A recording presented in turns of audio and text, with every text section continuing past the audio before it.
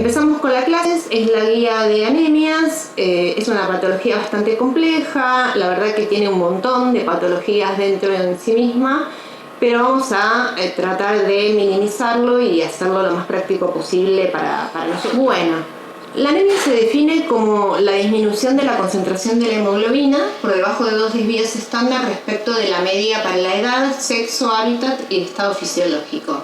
Es decir, que para cada una de estas condiciones hay un valor establecido de hemoglobina y de hematocrito, y que fuera de estos valores ya vamos a estar hablando de anemia. Hay que tener en cuenta también el nivel del mar sobre el cual se encuentra la persona, y se sabe que cada 1000 metros que se asciende sobre el nivel del mar, la hemoglobina aumenta 1,52 gramos por decilitro.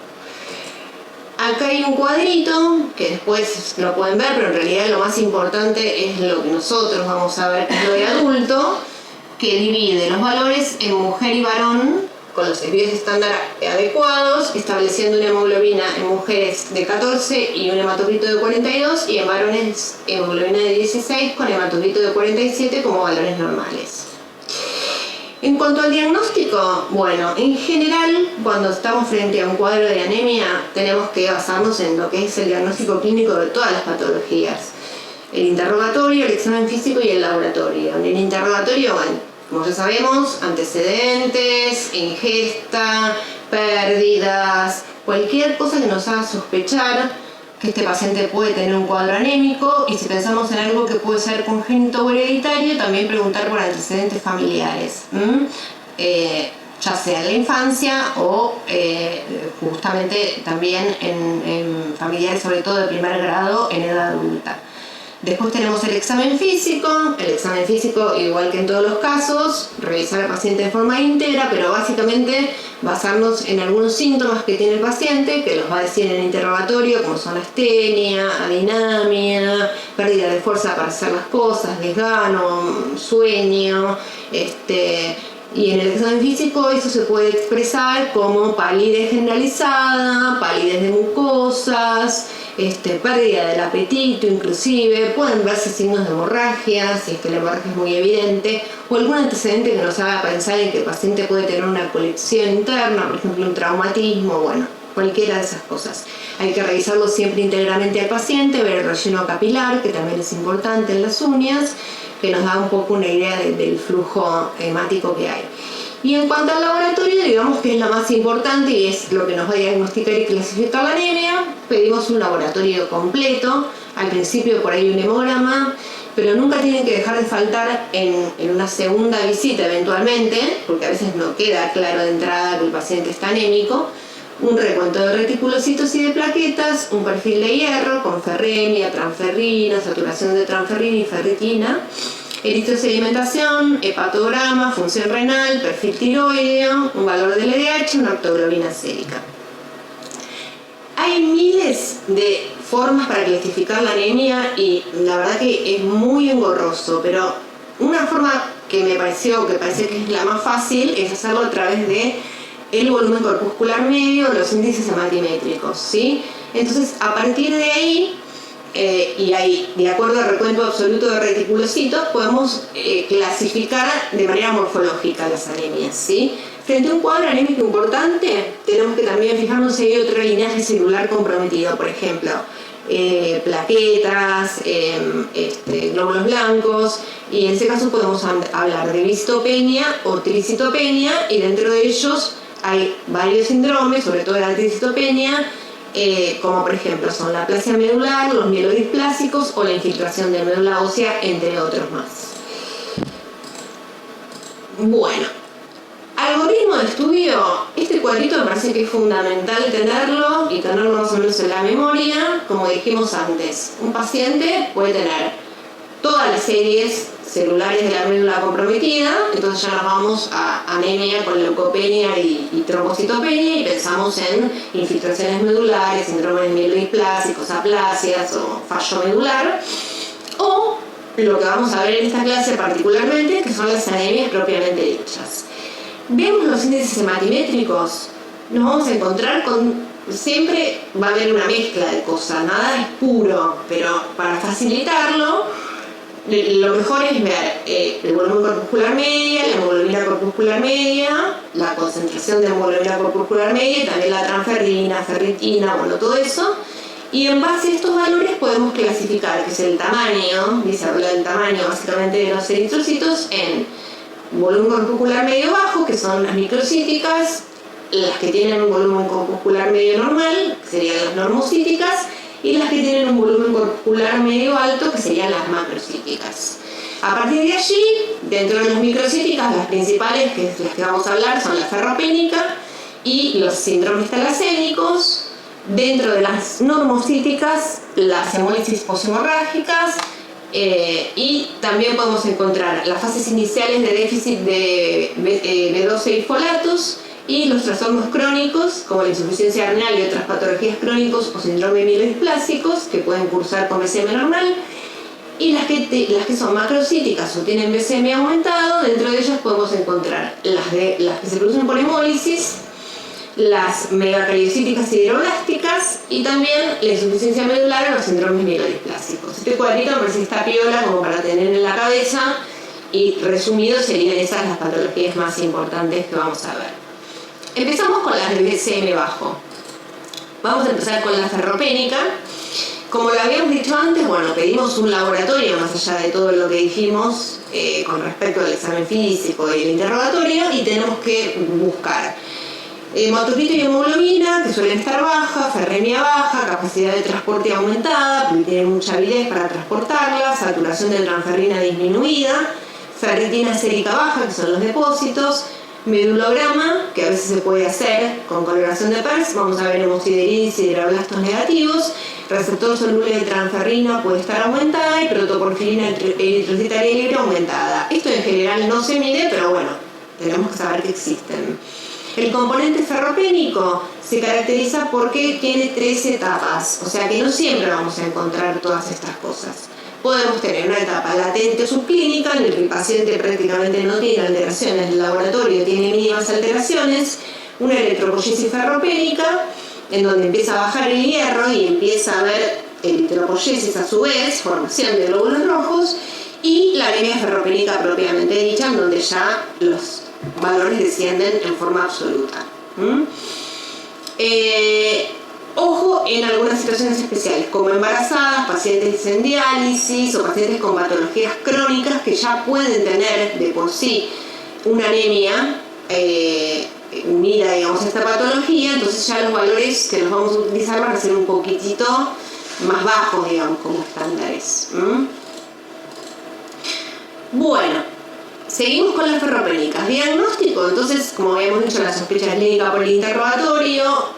Piensen siempre, vean el balance ingesta-pérdidas, ¿sí? Pacientes que por ahí son estrictamente vegetarianos, no comen absolutamente nada de carne, no sé, pérdidas que pueden ser evidentes o no, interrogar sobre eso.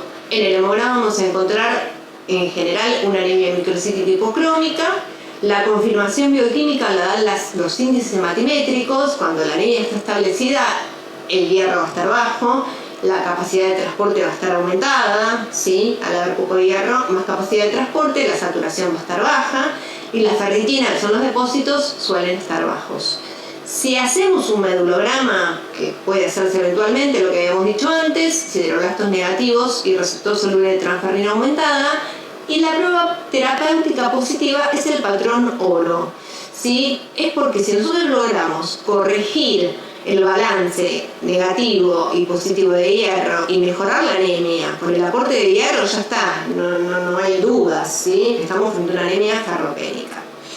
Acá tienen un cuadrito que estratifica los 3 estadios que dije recién, en 1, 2 y 3, que sería lo mismo que el leve, moderado, severo, y los distintos índices hematométricos, cómo están en cada caso. Cuando recién empieza, fíjense que baja o está disminuido los depósitos más que nada, o la hemosiderina. Después ya se empiezan a afectar la ferremia, la saturación y otros índices hematimétricos, y al final de todo recién vemos afección del hematocrito, el hemograma y el resto que ya estaba afectado previamente. Bueno, en cuanto al diagnóstico etiológico es importante, o sea, sabemos que nuestro paciente tiene anemia, bueno, ahora vamos a ver por qué.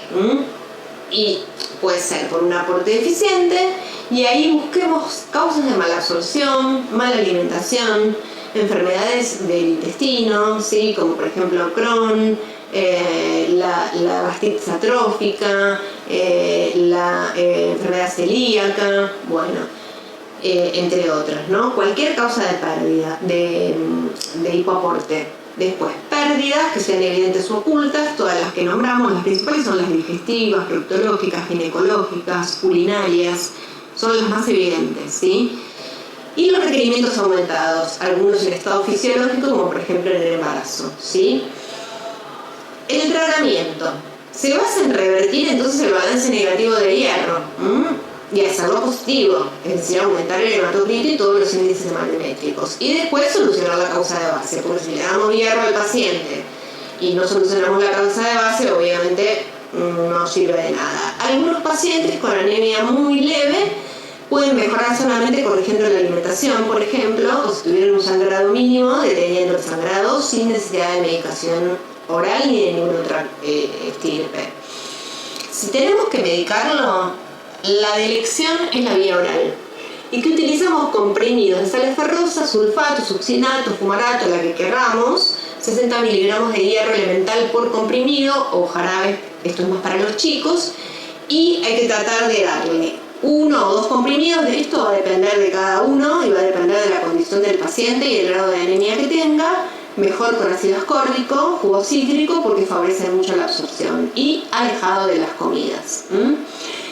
Después hay otras vías que son la intramuscular y la endovenosa, que en realidad no son las que se suelen usar, pero, por ejemplo, la intramuscular, que más que nada se utiliza hierro dextran, viene en ampollas con 100 miligramos de hierro elemental, se aplica en forma intramuscular profunda, se puede dar hasta 3 veces por semana como máximo, es de administración fácil, es para pacientes que en general no responden a la vía oral, pero corren el riesgo de que suelen dejar marcas o hematomas y esto se puede infectar o complicar, entonces se trata de evitar.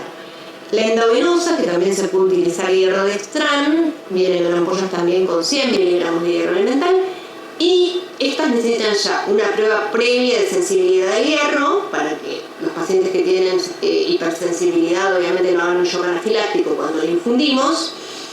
Y se pueden dar también hierro sacarato en ampollas de 5 mililitros que contienen también 100 miligramos de hierro elemental, 1 o 2 veces por semana. Ahí están anotadas dosis y todo. Y otra forma es la carboximaltosa, que vienen también en ampollas de 10 mililitros con 500 miligramos de hierro elemental. Si es necesario se puede repetir la aplicación, pero hay que dejar pasar por lo menos una semana entre una y otra. Y esto es para pacientes que no toleran para nada la vía oral o que no podemos aplicarle por otra vía que no sea la vía endovenosa, ¿sí? Que puede ser más efectivo que el hierro intramuscular en eritropoyesis ferropénicas, pero la desventaja que tiene es que el costo es alto y que al paciente que no necesita internarlo para hacerlo en un medio hospitalario, para controlarlo mientras se infunde el hierro. Entonces, una vez por semana o las veces que requiere la infusión va a tener que dirigirse a una institución o un lugar donde le hagan la infusión. Y bueno, las indicaciones ya le dijimos, ¿no? Agregamos a eso un componente ferropénico severo o alguna necesidad perentoria, como por ejemplo hay que operarlo de urgencia y está anémico, bueno, se lo transfunde previamente para la operación. Y como habíamos dicho antes, la prueba terapéutica positiva es el patrón de oro del diagnóstico, pero ojo con esto, ¿sí? Porque si nosotros interrumpimos el tratamiento, ¿sí? Una vez que fue exitoso, en realidad el hierro no debería bajar y los índices hematométricos tampoco, pero a veces pueden tardar meses en disminuir todos los índices eritrocítricos. Entonces hay que tener cuidado y ir controlándolo. Y siempre depende del paciente y de la cuestión clínica que tengamos enfrente, ¿no? De la causa de base.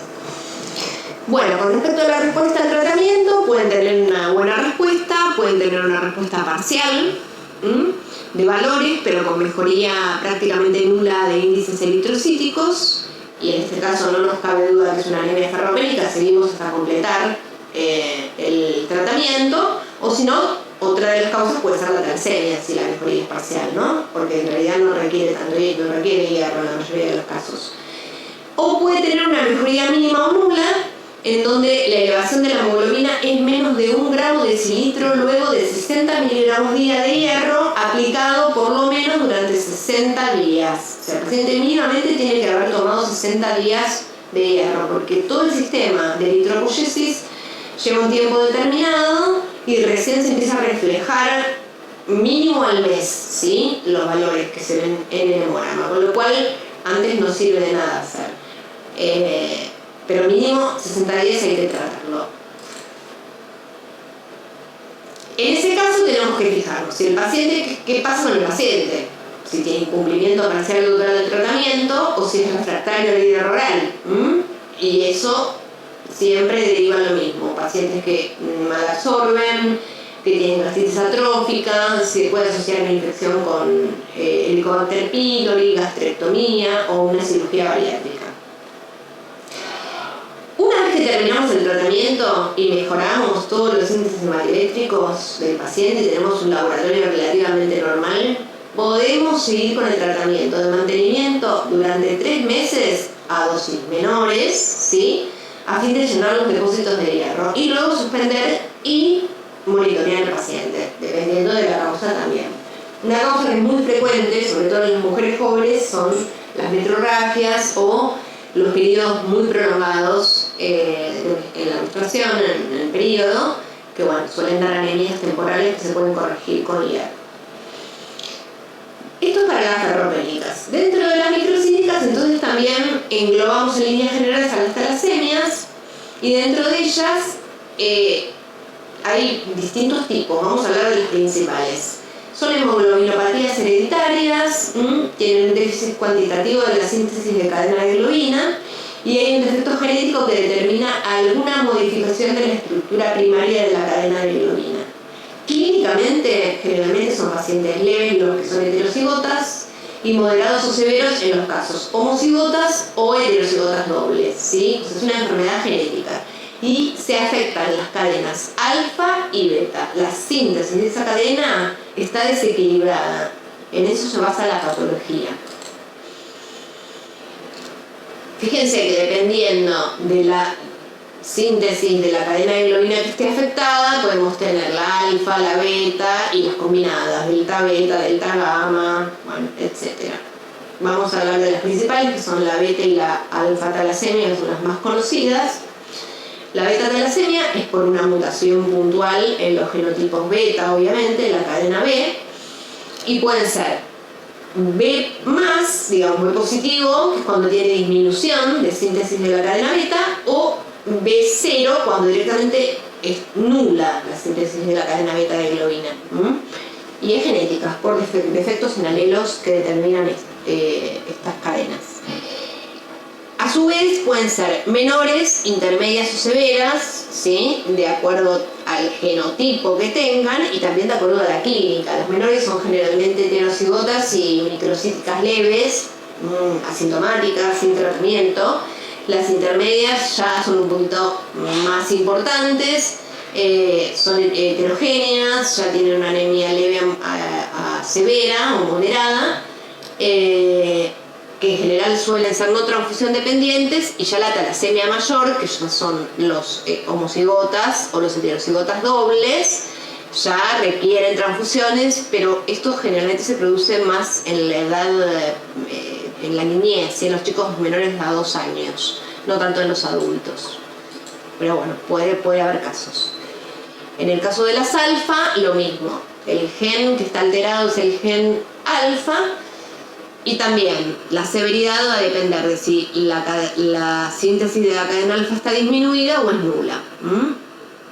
Y de ahí vamos a tener la alfa silente, la talasemia alfa leve, la talasemia con enfermedad de hemoglobina H, que es un poquito más moderada o más grave, y el hidrox fetal o la hemoglobina de Barth, que ya es un defecto genético y congénito, y que se da en los menores de 2 años, en los neonatos en general. De acuerdo a la severidad del cuadro clínico, puede ser leve o severa. Dentro de las leves tenemos todas las que son talasemia minor, que pueden ser alfa-talasemia silente, los portadores, los delta-beta, o toda anemia levemente, francamente micocítica, sin evidencia de componente ferropénico. Y las severas pueden ser no transfusión dependientes, que son las intermedias o la que tiene enfermedad de hemoglobina H, o las que ya dependen de transfusión, como la hemoglobina de Barth, que habíamos nombrado antes, que es el hidroxfetal. La beta-talasemia minor, acá lo más importante es que el descenso de la hemoglobina y el hematocrito son leves, pero descienden francamente los índices hematimétricos, ¿sí? Se va instalando de manera progresiva. Si nosotros queremos ver la morfología en un frotis o donde sea de los glóbulos rojos, vamos a ver anisocitosis, microcitosis, hipocromía, ovalocitos, punteado basófilo. Perfil de hierro es normal en general. Y lo importante es la electroforesis de hemoglobina, que es lo que nos acerca más al diagnóstico. La hemoglobina A y A2, con cuantificación de hemoglobina 2 mayor a 3,5%. Esto nos da prácticamente el diagnóstico de una anemia beta-talasemia minor. Y el estudio familiar positivo.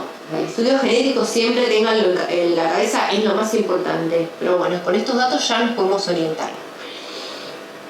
Como decía antes, entonces, el estudio genético es fundamental, ¿sí? Es importante no solo para confirmar que tenemos un componente hereditario de la anemia, sino que para verificar que todos los portadores de ese defecto genético en la familia compartan o no el mismo cuadro. En ese caso, hay que darles un consejo genético y, obviamente, explicarles que si en algún momento llegan a tener una pareja que tiene la misma patología, tienen que hacerse el estudio genético, porque sus hijos, si llegan a ser homocigotas, pueden tener consecuencias severas como el hidroxfetal. Y dentro de esta también tenemos el genotipo beta más y beta doble más, que tienen que ver con la cantidad de cadenas que se sintetizan. Acá el estudio familiar es fundamental porque se puede confundir, ¿sí?, con la talasemia alfa, y ahora les voy a explicar por qué. Es mínima la diferencia. Bueno, en cuanto a la talasemia alfa, que suele ser también silente y leve, valores e índices microcíticos, principalmente la hemoglobina corpuscular media, están generalmente normales o próximos al límite inferior, ¿sí?, a diferencia de la otra. El paciente con alfa-talasemia tiene valores, sobre todo índices de eritrocitos, ligeramente por debajo del límite inferior del rango de referencia, más o menos semejantes a los correspondientes a la talasemia menor. Entonces, en estos casos, la sospecha de que se trata de una alfa-talasemia y no de una beta-talasemia va a depender específicamente del estudio genético, ¿sí?, y de la hemoglobina A2, porque en estos casos la hemoglobina A2 va a estar más cerca del límite superior, ¿sí?, que en el caso de la beta-talasemia. Perdón, en el caso de la beta-talasemia va a estar más cerca del límite superior y acá más cerca del límite inferior, ¿sí? Pero bueno, la confirmación diagnóstica es genética. Siempre, entonces hay que hacer estudios genéticos, lo ideal. Bueno, y después están otras como la delta-talasemia, que en realidad es muy poco frecuente y se caracteriza por tener hemoglobina fetal y A2, ¿sí?, que es menor a 3,5%, y la fetal suele estar aumentada hasta un 15%. Y el estudio familiar siempre es positivo. Bueno, en este cuadrito se resume más o menos lo que le dije, como para que lo tengan. Y las distintas causas de variaciones adquiridas de hemoglobina 2, porque además de las talasemias, podemos tener otras patologías que hagan diagnóstico diferencial, que están aquí nombradas.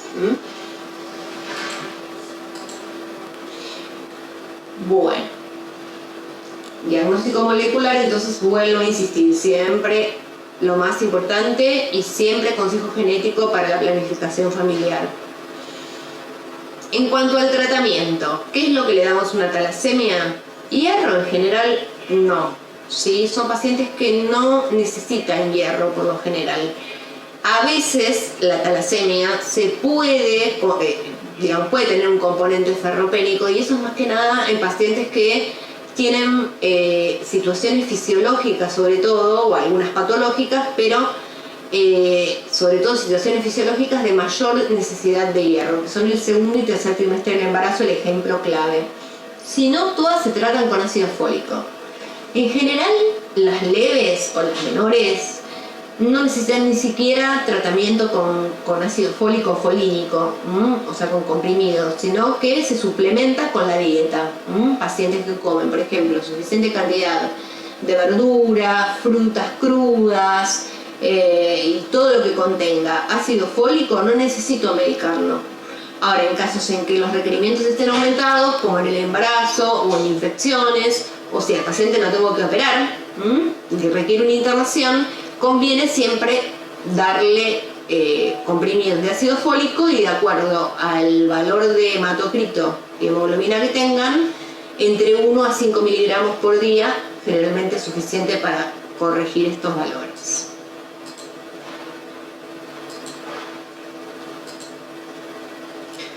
Bueno, y después hay otra que es la talasemia intermedia, que esto voy a decir dos palabras porque la verdad que no es muy común, la gravedad es variable, ¿sí? Y lo importante que hay que saber entre esto, porque a veces se confunde con una talasemia mayor, porque puede aparecer en edades pequeñas también, pero es más del adulto, simplemente es que todos los síntomas son más severos y que los datos de laboratorio están mucho más acentuados, ¿sí?, que en las talasemias menores.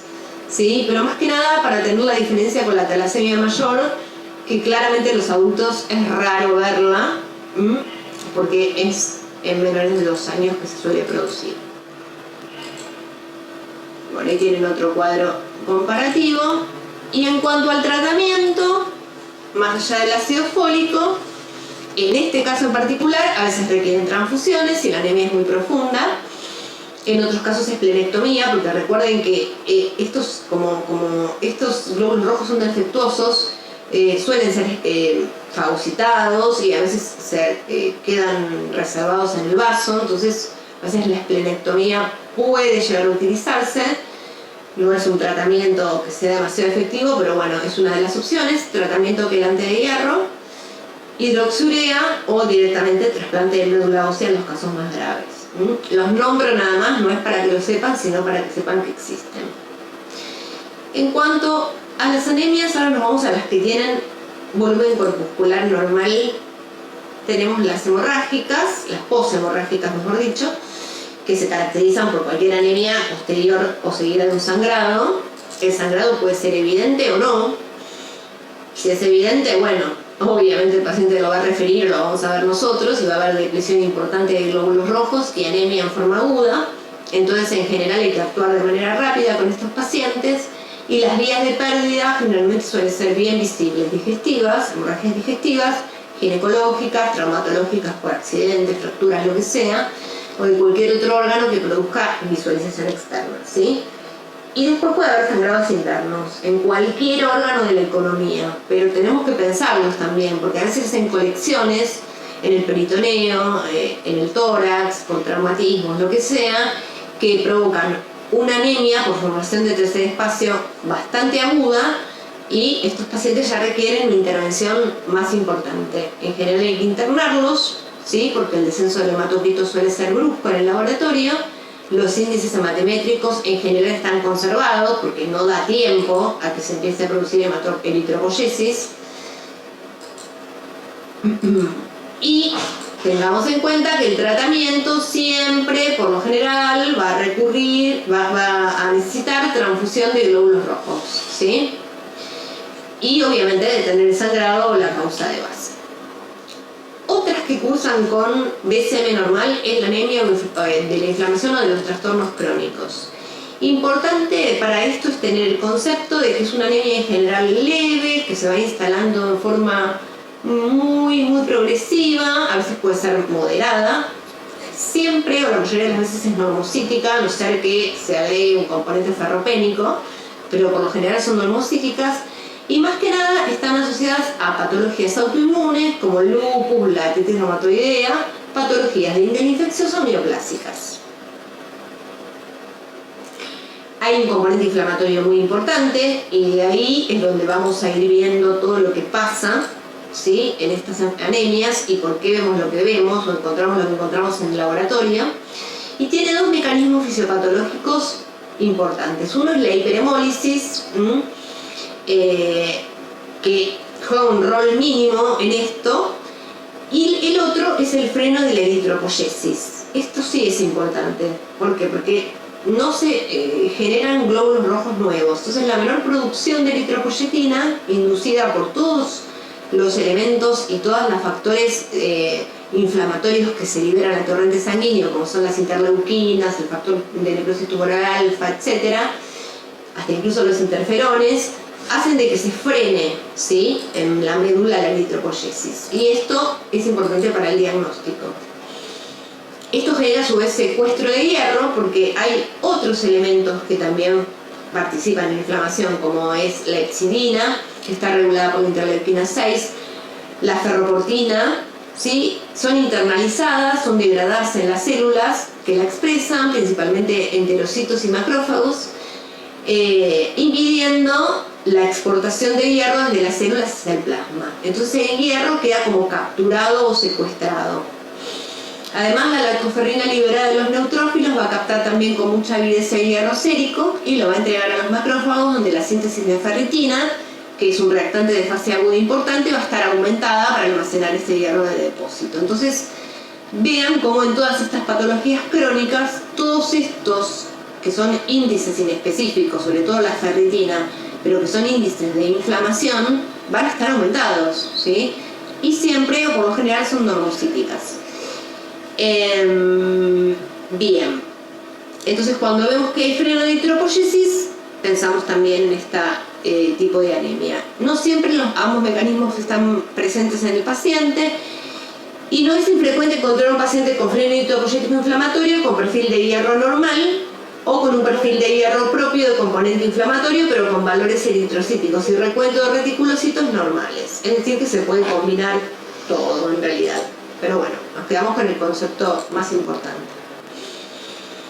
Entonces, diagnóstico, le pedimos un perfil de hierro y vamos a encontrar transferrina normal o baja, ferritina normal o aumentada, hemosiderina en médula ósea normal o aumentada y falta de hierro disponible en los eritroblastos para la síntesis de hemoglobina, con ferremia baja, pero con porcentaje de saturación de transferrina normal o levemente disminuido. Y hay sideroblastos negativos en médula ósea, porque hay freno eritropoyético. Entonces, no hay sideroblastos. No los van a encontrar si es que alguien hace un estudio de médula ósea en estos casos, ¿no? En los casos más avanzados. En general, uno va a investigar la causa secundaria. El tratamiento, no hay un tratamiento específico, sí, para la enfermedad de base, obviamente. Entonces, siempre buscar a qué causa corresponde esta anemia. En determinadas circunstancias puede administrarse eritropoyetina conjuntamente con hierro si lo necesita y siempre evaluar las causas y las necesidades multifactoriales. Bueno, síndromes mielodisplásicos, otro de los síndromes que entran dentro de lo que pueden conllevar una anemia normocítica. ¿Sí? Son patologías crónicas, generalmente hay una eritropoyesis o una hematopoyesis inefectiva con alteraciones funcionales y morfológicas de las células progenitoras, con citopenias periféricas y posibilidad de evolucionar leucemia mieloide aguda. Se clasifican en primarias y secundarias. Las primarias, obviamente, no hay causa aparente, y las secundarias pueden ser por exposición a tóxicos, a una terapia radiante, a inmunosupresores, factores ambientales. Generalmente se da en pacientes añosos, tiene una incidencia de 3 a 5 cada 100.000 habitantes por año, o sea, no es tan baja, pero aumenta a medida que va aumentando la edad, haciéndose hasta de 20 cada 100, y menos del 5% de los casos pueden ser diagnosticadas en edades pediátricas, o sea, es más una patología del adulto mayor. Bueno, diagnóstico, obviamente los antecedentes, la clínica, todo lo que dijimos en sangre periférica, pero acá ya es más importante el estudio de la médula ósea. Vamos a encontrar una médula generalmente hipocelular y bioquímica general y búsqueda de también otras patologías con bacteriología y virología. Ahora vamos a ver por qué. Bueno, vi un cuadro en el que se evidencian los diagnósticos diferenciales, porque la verdad que los síndromes mielodisplásicos son muy amplios y muy complejos y se pueden confundir con un montón de otras patologías, incluso con patologías crónicas, ¿sí? Pero bueno, lo importante es tener como idea general que me voy a encontrar con una anemia normocítica normocrómica en general y que el problema es secundario a otra patología, autoinmune, infecciosa o neoplásica. Y acá hay un cuadro con el algoritmo diagnóstico, después si quieren leerlo, pero es más o menos lo que hablamos, ¿sí? Siempre recuerden que hay citopenias persistentes, ¿sí? Y tenemos que estudiar todo el perfil de hierro, dosar eritropoyetina incluso, hasta vitamina B12, porque está todo disminuido, y buscar todas las patologías secundarias.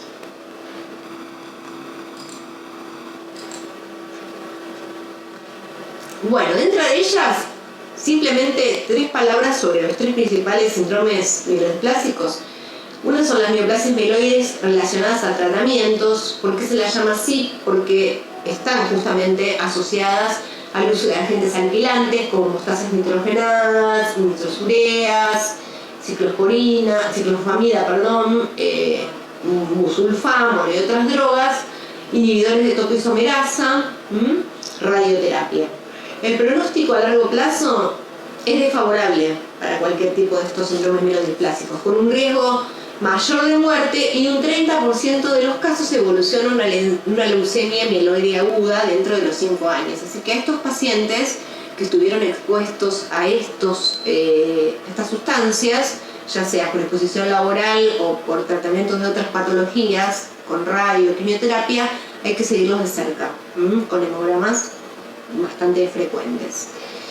Después tenemos el síndrome mielodisplásico hipoplásico, que es un 10% de los síndromes mielodisplásicos. La médula ósea cae hipocelular para la edad, menos de 30% de celularidad en menores de 60 y menos de 20 en mayores de 60. Se produce una eritropoyesis inefectiva, inhibición de todas las progenitoras, y el pronóstico es un poquito más favorable, porque no evoluciona tanto a leucemia mieloide aguda como el anterior, tiene mayor sobrevida.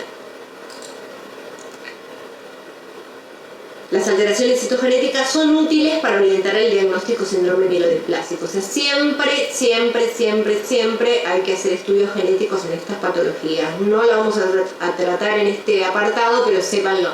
O sea, el diagnóstico siempre es genético, inmunohistoquímico. Bueno, morfológicamente, más que nada, hacer un buen frotis de sangre periférica para ver que están disminuidas la hipocelularidad, estudiar bien la médula ósea, que también vamos a tener ahí hipocelularidad, o en los casos de las leucemias, por el contrario, vamos a tener células que estén totalmente alteradas, con una morfología alterada. Recuento diferencial, si se puede, en el frotis de sangre periférica o en la médula ósea. La morfología que en la médula, hay que ver la celularidad, el grado de maduración, generalmente no son maduras, son inmaduras, el estroma, el límite de células displásicas es una de las líneas celulares, se mantiene en 10% o más de 15% de sideroblastos en anillo, esto lo vamos a encontrar en la médula. Descartar causas de displasias de características reactivas. Y pacientes con causas no neoplásicas que tengan citopenias o individuos normales pueden presentar igual displasias en más del 10% de los casos. Acá tienen todas las características sospechosas. Fíjense que está todo disminuido en general, y si nos fijamos en las distintas series, los núcleos están alterados, la morfología está alterada, los sideroblastos están en anillos porque no se llegaron a formar como corresponde, porque hay una afección importante en la médula y en la eritropoyesis, en la hematopoyesis en general, digamos.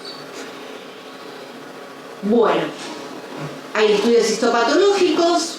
Esto hay que tomar una biopsia de médula ósea, hay que ver la celularidad ajustada a la edad, cómo se disponen arquitectónicamente. Generalmente son tienen una topografía normal, pero tienen cambios estromales, tienen alteraciones citomorfológicas, sobre todo las megacariocíticas. hay fibras de reticulina, sobre todo en el estroma de la médula, y estudios inmunistoquímicos son muy específicos, pero se hacen en el laboratorio, y más que nada es para tipificarlas, y son con anticuerpos contra distintos antígenos de las células progenitoras, como pueden ser CD34, bueno, acá los nombra todos, ¿no? La amiloperoxidasa, CD71, que bueno, que se buscan en general para clasificar el tipo de síndrome mielodisplásico que tenemos enfrente. Y según el grado de expresión de algunas proteínas, como la TP53, la nombro acá, no para que la sepan, sino porque es un valor muy indicador y pronóstico de leucemia mieloide aguda. Es decir, si encontramos en la inmunistoquímica esta proteína, tenemos que pensar que este paciente va a evolucionar a una leucemia mieloide aguda, y el valor pronóstico es peor. Y hay mucha angiogénesis. Después se puede usar la citometría de flujo en médula ósea también, que básicamente ve lo mismo, y se puede medir porcentaje de blastos. Y monitoreo del tratamiento es detección precoz de la progresión de leucemia mieloide aguda, aumento de blastos. Es decir, que hay que estar detrás de esto, que es la principal causa y la peor causa, o consecuencia, mejor dicho, del síndrome mielodisplásico.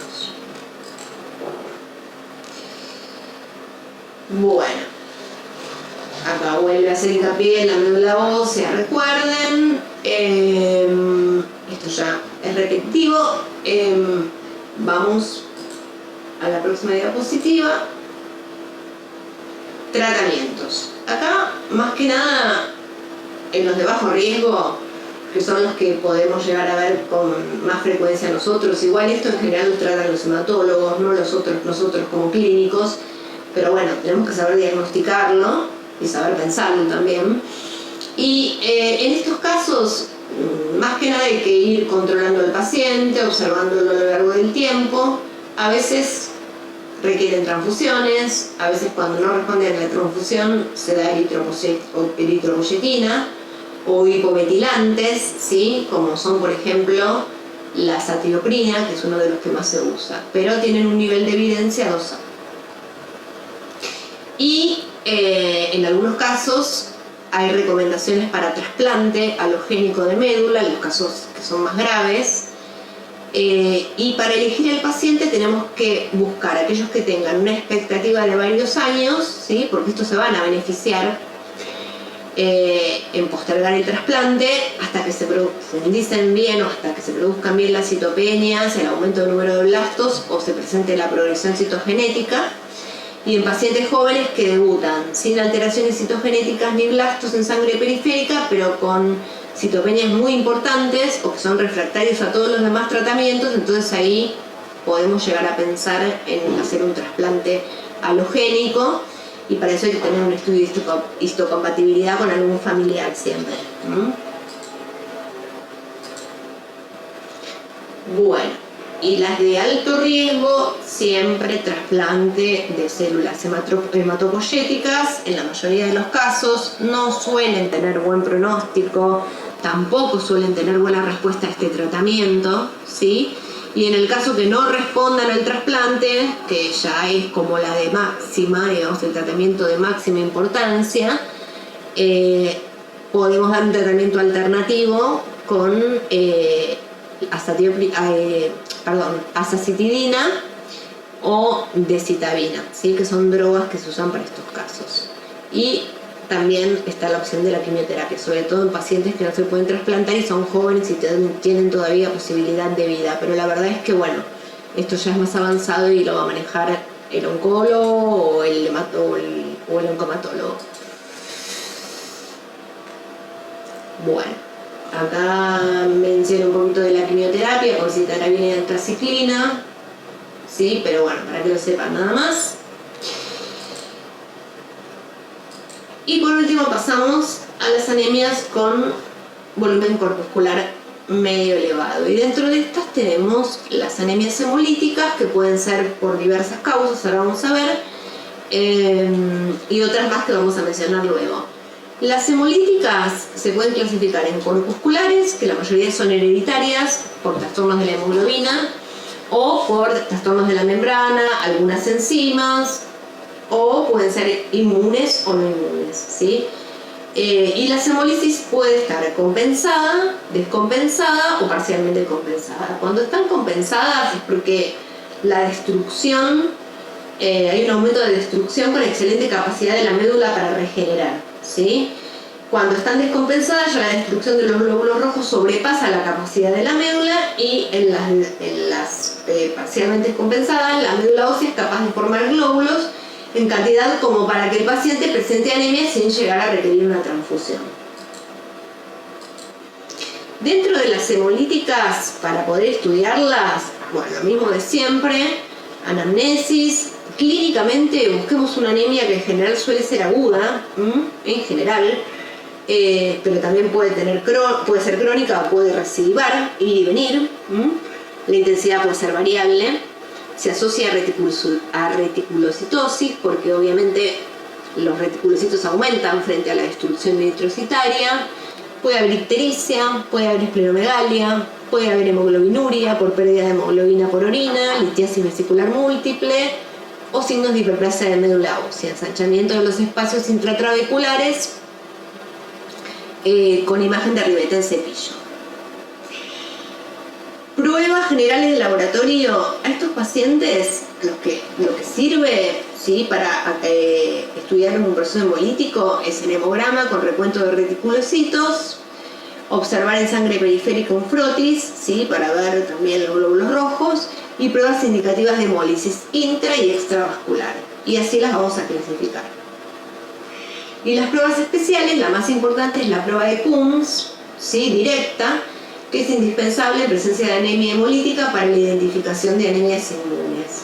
Las anemias hemolíticas corpusculares requieren múltiples estudios de muy variado grado de complejidad, de realización y de costos. Entonces, rápidamente, pensamos en una anemia hemolítica, primero vemos si es intravascular o extravascular. Las intravasculares claramente van a tener en el plasma aumento de hemoglobina y del LDH, disminuye la lactoglobina y la hemopexina, y puede haber hemoglobinuria o hemosideruria. Y las que son extravasculares, o sea que se dan fuera del plasma, aumentan las bilirrubinas, total indirecta, aumenta la bilirrubina materia fecal y aumenta la urobilina en orina. Hacemos una prueba de Coombs directa y nos puede dar negativa o positiva. Si nos da negativa y nosotros tenemos historia familiar, ¿sí?, de una anemia hemolítica, puede ser que sea una anemia adquirida, es decir, no por anticuerpos, por cualquier microangiopatía, por una hemoglobinuria, por una hemoglobinuria paroxística nocturna, o congénitas, o sea, los defectos de membranas y de enzimas. Y si la prueba de Coombs directa es positiva, ya está, es autoinmune, es por anticuerpos, ¿sí? O medicamentosas por reacción al medicamento y por ende también reacción cruzada con los eritrocitos. En el frotis vemos la morfología de los eritrocitos, si vemos esferocitos o electrocitos, investigamos alteraciones de la membrana o alguna morfológica inespecífica. Y si vemos dianocitos, células falciformes, hipocromía, microcitosis, vamos a buscar las hemoglobinopatías, como por ejemplo las talasemias, bueno, las hemoglobinas inestables, otras que ya son más de mayor envergadura y que bueno, para que las sepas nada más. Pero lo importante de acá entonces es saber que está dividida en estos dos grupos y que siempre tenemos que hacer la prueba de Coombs, ¿sí?, para saber si estamos frente a una anemia hemolítica. En forma general, en todas las anemias hemolíticas autoinmunes, ¿sí?, hay destrucción de eritrocitos por anticuerpos que están dirigidos contra los antígenos de la membrana. Es una enfermedad heterogénea respecto del anticuerpo que está involucrado y la presencia o ausencia de complemento o una condición subyacente. Es poco frecuente, la prevalencia es de 17 en 100.000 y la primaria es mucho menos frecuente que las formas secundarias. Se diagnostica a través de encontrar en el hemograma una anemia que en general es macrocítica.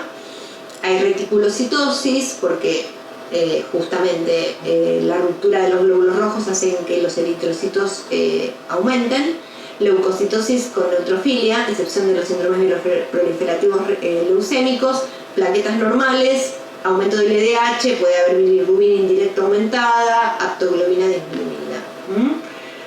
Pero lo más importante, y está remarcado acá bien en rojo, es que la hemólisis más una prueba de Kuhn directa, o sea, la sospecha de hemólisis más una prueba de Kuhn directa positiva, anemia hemolítica autoinmune, sin duda, hay anticuerpos. Y pueden ser IgG o IgM. Bien. Si tenemos por anticuerpos IgG, son las que se producen a predominio intracelular dentro del sistema retículo endotelial y son por anticuerpos calientes. Están generalmente asociados a complemento C3 positivo y la anemia se produce por reacción del anticuerpo con el glóbulo rojo a temperatura ambiente, ¿sí? Un rango que va de 35 a 40. Estas son entonces hemólisis principalmente extravasculares y predominantemente en el vaso. Y la prueba de Kuhn es altamente sensible y específica, entre 95% de sensibilidad y 80% de especificidad. Las que son por anticuerpos fríos es por IgM, en general no son por IgG. La prueba de Kuhn también igual va a ser positiva, obviamente, pero se da la aglutinación a temperaturas bajas, generalmente en un promedio de 4 grados centígrados, ¿sí? El nivel de anticuerpos es más bajo, hay baja afinidad del anticuerpo y el anticuerpo es una IgA o una IgM.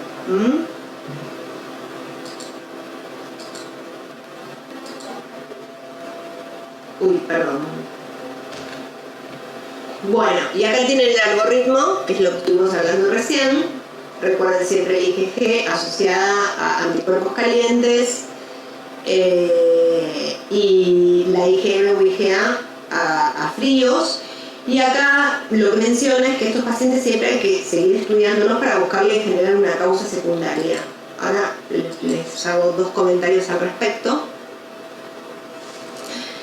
La primaria, bueno, ya dijimos que no tenía causa subyacente. La secundaria tenemos que investigar siempre antecedentes, historia clínica del paciente, revisarlo, ver el laboratorio, si tuvo alguna causa subyacente, una infección, exposición a alguna droga, si lo vacunaron, o si tiene alguna enfermedad autoinmune que se pueda asociar con anemia autoinmune, ¿sí? En general, esto se da en pacientes que son jóvenes y las enfermedades que se suelen asociar son el lupus, o sea, todas las enfermedades autoinmunes reumatológicas como el lupus, la artritis reumatoidea y otras que tengan anticuerpos, o sea, cualquier autoinmune, enfermedades infecciosas también, y en los mayores de 50 años, más que nada los síndromes linfoproliferativos crónicos, ¿sí? Sobre todo los B o la leucemia linfática crónica.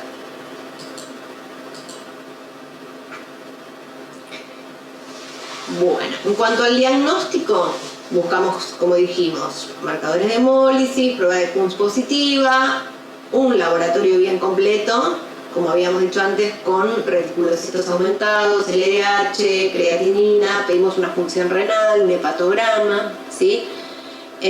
Un proteinograma, un sedimento urinario para ver si encontramos hemoglobina en orina, marcadores de autoinmunidad para buscar enfermedades secundarias, FAN o anticuerpos antinucleares, bueno, e imágenes. Esto es para buscar patología o alteraciones de órganos y estudiar más la causa de base, pero cuidado con esto, si bien dentro de las imágenes solemos exponer siempre un paciente a una tomografía, una resonancia magnética, ojo si no tenemos clasificadas bien el tipo de anemia autoinmune que tenemos, porque si es por anticuerpos fríos y los sometemos a hacer un ataque, una resonancia magnética que se hacen en ambientes fríos, podemos desencadenar una crisis. Lo ideal es estudiarlos con estudios ecográficos antes de clasificarla bien, ¿no? Y después, bueno, en la médula ósea, si podemos hacer un estudio completo, hay que hacer fenotipificación de poblaciones medulares, ¿sí? Para intentar detectar patología renal linfoide y una biopsia para realizar inmunistoquímica.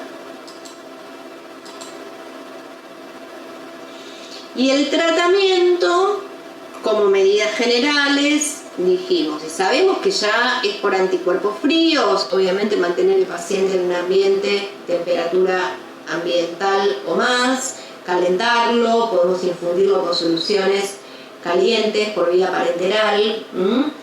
Tenemos que tener cuidado de no dar fármacos que sean miel o nefrotóxicos.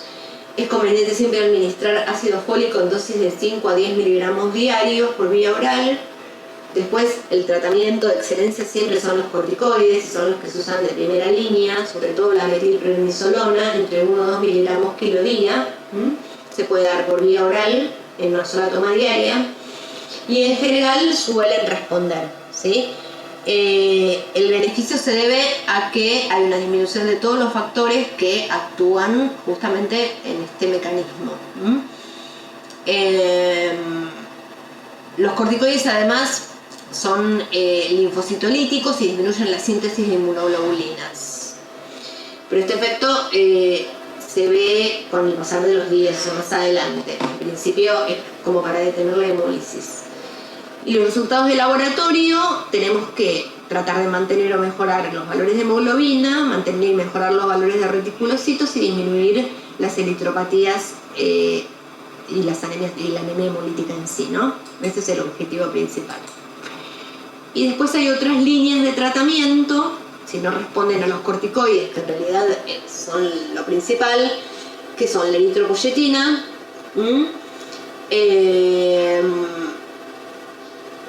después hay otras líneas que también no están muy claras, pero bueno, se pueden usar inmunosupresores como la satioprina, la ciclofosfamida, acá tienen las dosis anotadas, y después, en el último de los casos, la esplenectomía, en los casos más que nada de las que tienen anticuerpos calientes, que son las que se producen dentro del vaso, pero bueno, no siempre se consigue negativizar la prueba de Coombs, aunque hayamos hecho toda esta línea de tratamiento y no haya hemólisis evidente. Sí, a veces permanece la prueba de Coombs elevada por mucho tiempo, pero lo importante, sobre todo, es frenar la crisis de hemólisis en el momento, y una vez que el paciente esté compensado, vemos qué otras cosas le tenemos que pedir para encontrar la causa de base y tratar la causa de base. Son patologías que en general remiten y tienen intermitencias, ¿sí? Con recaídas y con mejorías. Son así, se comportan de esa manera. Bueno, nada, acá más o menos dice lo mismo, agregamos algunas cosas. Tener en cuenta en las secundarias la presencia de anticuerpos antifosfolipídicos o síndrome antifosfolipídico asociado, otras patologías autoinmunes, la enfermedad de Crohn, también la tiroiditis autoinmune. Y en cuanto a las primarias, nada, no tenemos mucho para hacer, también se trata con corticoides y toda la línea de tratamiento que vimos para la secundaria, solo que en este caso no vamos a encontrar nunca una causa aparente.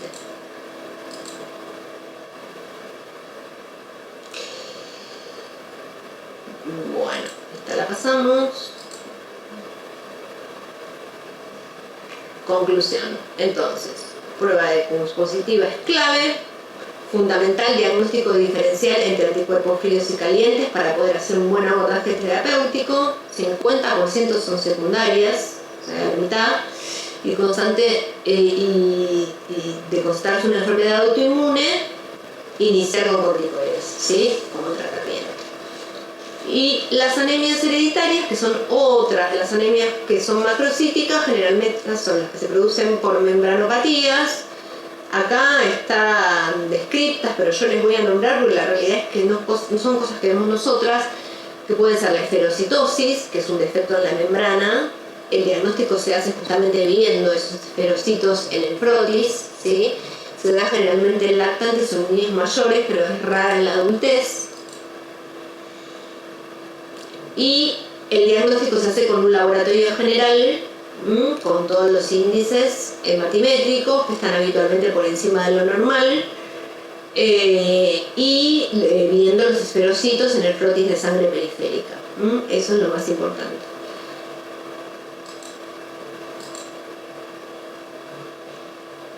Después hay pruebas de laboratorio que son más específicas, como las curvas de fragilidad osmótica, ¿sí? Para ver si se rompe o no el eritrocito, la criomólisis hipertónica, la fragilidad eritrocitaria y el diagnóstico molecular, que son los más importantes, pero en nuestro país no está disponible, así que mucho nos sirve.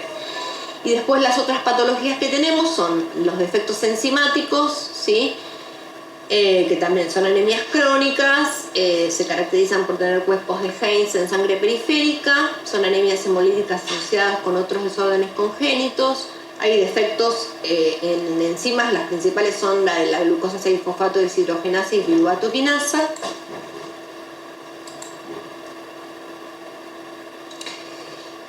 Y por último tenemos, dentro de las que se clasifican con volumen corpuscular elevado, la megaloblástica, que se manifiesta por un defecto en la síntesis de ADN, comprende todas las células del organismo, la capacidad proliferativa, por eso se llama enfermedad megaloblástica.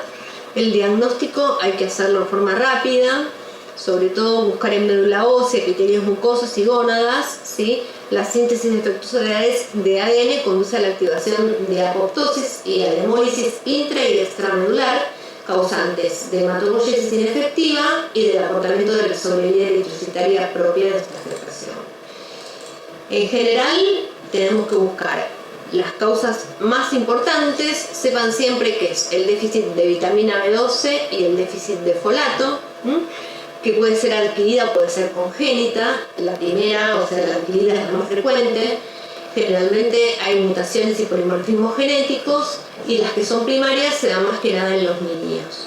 Pero también tenemos que tener en cuenta, como se ve acá en este cuadro, las causas más frecuentes de megaloblatosis, que tienen que ver con un aporte disminuido o una mala absorción o cualquier patología que interfiera con la incorporación en el organismo de vitamina B12 y ácido fólico.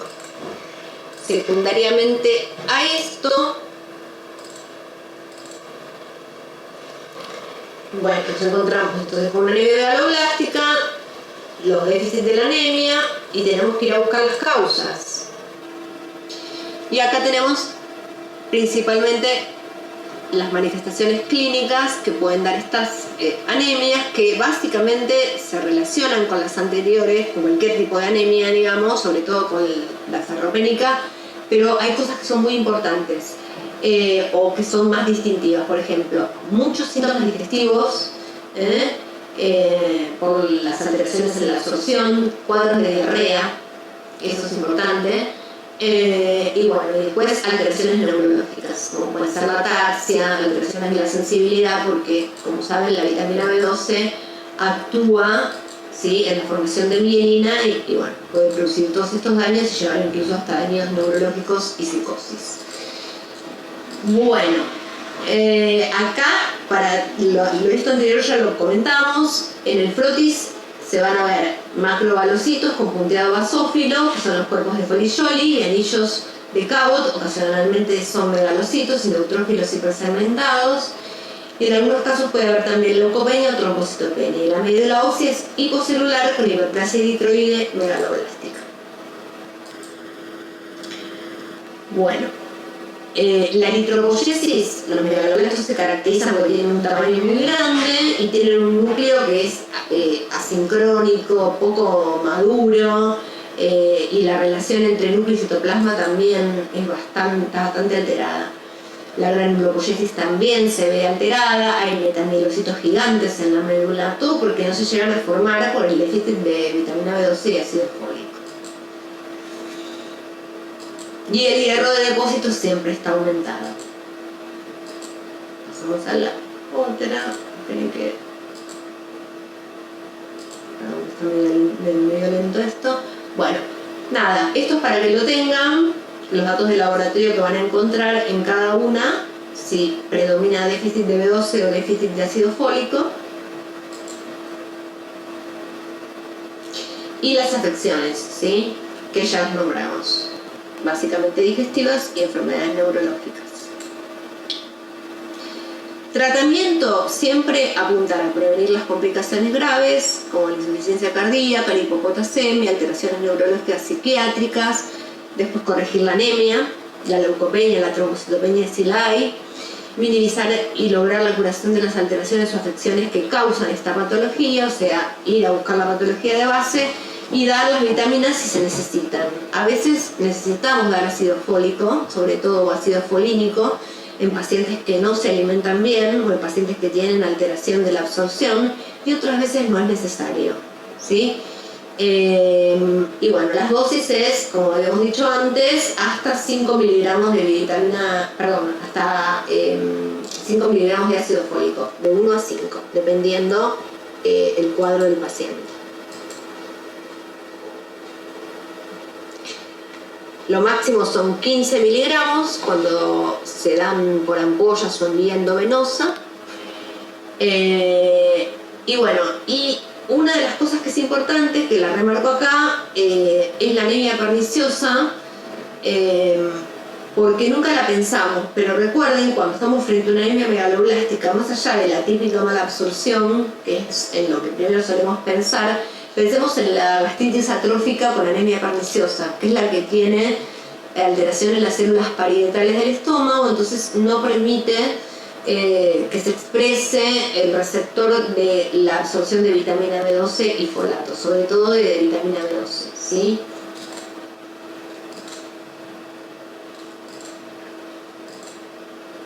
Bueno,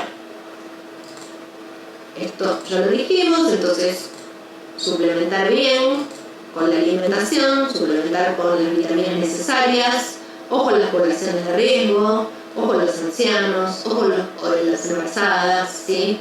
En estos hay que tener mayor, digamos, seguimiento más estricto, porque tienen muchos más requerimientos que la población normal. Y bueno, solamente nombrar, y ya terminamos, cuando hay citopenias, que no vienen al caso en esta clase en particular, siempre pensemos afección de la médula. Sí, las megaloblásticas pueden dar citopenia, como dijimos anteriormente, pero sobre todo las que afectan a toda la médula, como la insuficiencia medular, los síndromes de aplasia medular, las infiltraciones medulares por otras causas, ¿sí? Bueno, final, gracias, y terminamos el ciclo 2022. Bueno, chicos, fue larga, yo sé que es larga, media tediosa la clase, pero bueno, es muy largo el tema y la idea era más o menos tener por lo menos estos elementos como para cuando ahí van a ver después si se detienen a mirar los cuadritos o lo quieren ver, son elementos como para que puedan utilizar en el caso de que tengan algún paciente con anemia para estudiar en el consultorio y después se derivan obviamente más graves. Bueno, los saludamos a todos, gracias por los que nos acompañaron. Ya les vamos a estar informando cuándo es el examen y después les vamos a pedir que nos sugieran temas para el año que viene. Bueno, gracias por todo.